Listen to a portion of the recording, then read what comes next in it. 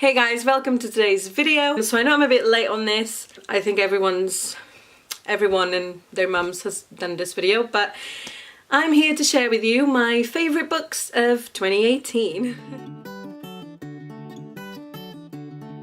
These are in no particular order. I absolutely adore these books. I cannot just sit here and pretend that I have a number one and a number two and no. I freaking love these books, all of them, for different reasons, for different things. I connected with them in different ways, so they all deserve the number one spot. And yeah, let's get on to the books. So the first one I have to mention is actually a series, well, a trilogy, it's been out for a while, but I only read it in 2018, and I absolutely adored it. I mean, I adore anything, like anything that this author puts out, I'm buying it and I love it, and I don't think it'll be anything less than 4 to 5 stars, to be honest with you. Yeah, so the trilogy I'm talking about is The Infernal Devices by Cassandra Clare.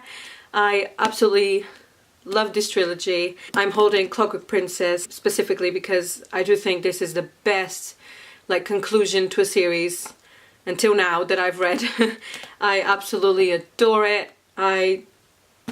Some of my favourite characters ever are in this series. If you haven't read it, please do pick it up. It's absolutely amazing. And if you don't know what this is about, it's obviously in the Shadowhunter world, which is what Cassandra Clare is known for, which obviously Shadowhunters, they hunt demons, and there's all these other stuff going on. I'm sure you know what the Shadowhunter world is about. I don't need to explain this. Just read it, it's amazing.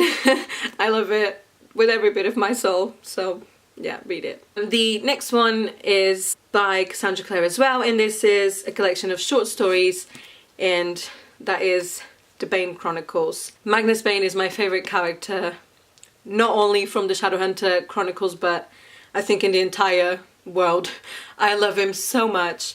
I can't even, it's just, oh, he's perfect, and he's sexy, and please, can you know, any of you want to talk about Magnus Bane with me in the comments, feel free. Let's all just gush about Magnus Bane because he is absolutely incredible. I love him with my life, and even though I'm very happy with who he's with, I just wish I could have him for myself, you know, but it's fine. I'm happy. I'm okay with his, you know, love interest, but I want him. I want him for myself. But, you know, it's fine.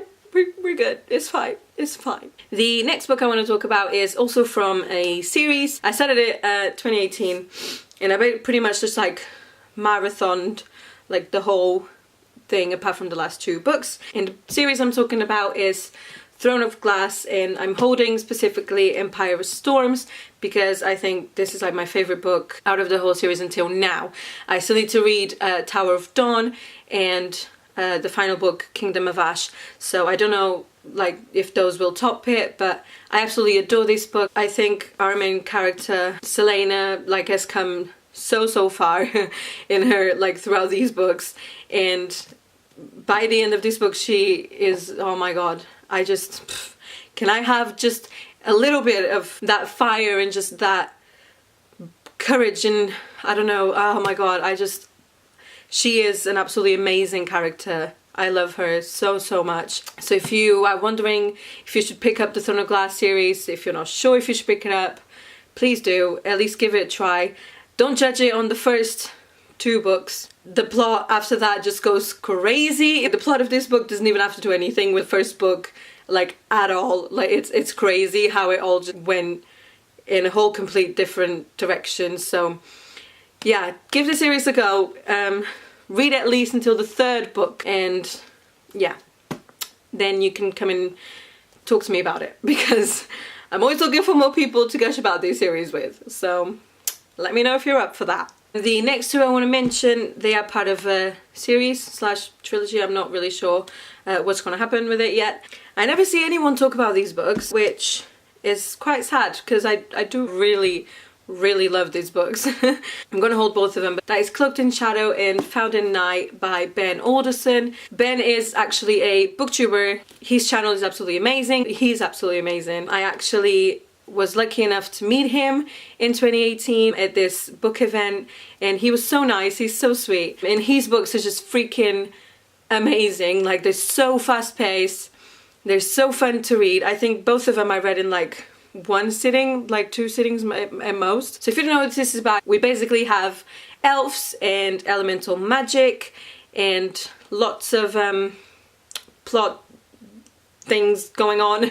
It's crazy. But yeah, so our 2 main characters, Zachariah and Hadrian, they are 2 gay elves. They are the cutest thing ever. I just want to like grab them, put them in my pocket and just keep them forever because they're so cute and their relationship is so cute, and you know, they go through so much like in these 2 books, and there's a lot of backstabbing and a lot of political intrigue as well, to do with the world and the realm and everything like that. Like, the magic as well is amazing, and Ben did such a good job because these books are always like, there's always something happening. You're never bored with these books, there's always something going on. It's absolutely gorgeous. If you haven't read these books, go pick them up.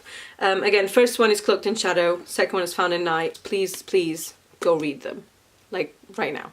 The next book I have to mention is They Both Die at the End by Adam Silvera. This book did things to me. Oh my god. I don't even know what to say. If you want a book that's like cute and fun to read, but punches you in the gut at the same time, then read this book. Honestly, it just makes you think. It makes you question things that you do in your everyday life, and you know, just gives you a whole new perspective on how to see life and how to see things. If you don't know what this is about, it's set in a world where there's this program thing and people are warned that they're going to die 24 hours prior to their death or whatever. They're called and they're warned, in the next 24 hours, you're gonna die. Don't know how or don't know what's gonna happen, but you're gonna die in the next 24 hours. So, you know, do whatever you can with the rest of the time you got left.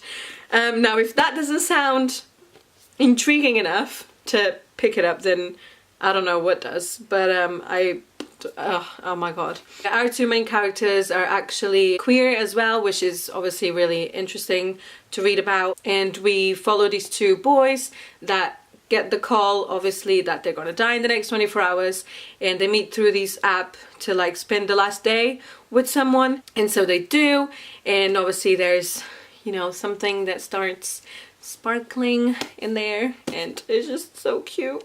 It was the cutest thing, and it just destroyed me, and just, oh, I can't, I don't know what else to say about this book. Like, I can't deal, cannot deal. So I know I mentioned this author about like 2 or 3 times in this video already, but I can't just not mention the Dark Artifices trilogy series thing. I'm holding Lord of Shadow specifically just because I haven't read Queen of Iron Darkness yet. But yeah, I just enjoyed this one a little bit more than Lady Midnight. I absolutely adored Lady Midnight as well, but I really enjoyed this book. The ending had me shook. I was not expecting that, like, at all. I was like, what? Like, oh my god. This book was mind-blowing. I can't even start to describe this book. But I do love the characters. Again, anything by Cassandra Clare is absolutely amazing. I will love it forever. I love these characters. I love the family aspect that this trilogy has. I think, like, especially Julian, I connect a lot with him in some ways. Like, in the fact that he had to kind of grow up really fast and look after his brothers and sisters. Like, he had to come up and look after his family. I can really relate to that. I mean, my dad left when I was very young, and so my mum had to work a lot and I had to look after my brother and sister quite a lot. Like, again, I had to grow up really fast, didn't really have much of a childhood, like, at all. I was pretty much just trying to help out as much as I could. So I can really relate to Julian in that sense. So it touched home for me, and I really love this trilogy. And again, Shadowhunters, I'm not going to go into it, everyone knows what Shadowhunters is, but if you haven't read it, then I really highly recommend that you read it. The next book I have to mention is my second to last. I do only have another book after this one coming, and I haven't heard like many people talk about this book or this series actually, but that book is Still Me by Jojo Moyes. For those of you who don't know, this is the third book in the Me Before You series. I absolutely adored Me Before You.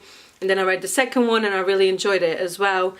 But this book really stood out to me. This book for me is my favorite. I think it even tops the first one in a way. I absolutely adored it. I think Lou has come so far as a character. For the first two books she was doing things for, you know, I feel like she didn't have much of a purpose. She was doing stuff for her family and for Will or for other people, but she never did things for herself. And then in this book she really came together, I think, as a person, and she realized, you know, no, I want to do things for me now. And so she did, and it was absolutely amazing. Like, she was doing things that she wanted to do, and she was not taking anyone else's, you know, opinions or BS, pretty much. Like, she was not having it. She was doing whatever she wanted, and it was absolutely amazing. And I love this book. I love Lou as a character. I probably will reread this series at some point because I did love it very much. So yeah, if you haven't read this, do read it. It's amazing. And finally, for the last book I need to mention, I kind of want to say that this was actually the favorite book, if that makes sense, like the top of the top, even though, again, I can't just I can't just put it above the other books that I mentioned. But in a way, I mean, this book just blew my mind, and it probably will be no surprise to anyone, because this is on everyone's list, I'm sure, and that is The Seven Husbands of Evelyn Hugo. Yeah, I don't think I need to go into much detail about this book. Everyone knows it. Everyone and their mums and their cousins and the whole family knows it. This book is absolutely amazing. I read it actually on audiobook, and I do want to reread it so I can annotate it. But yeah, this book blew my mind. It's not normally my kind of stuff. I mean, that's why, again, it made me realize I need to, you know, go out of my comfort zone more and reach out for other genres, because I might find gems like this. I adored this book. Evelyn Hugo is such an amazing character.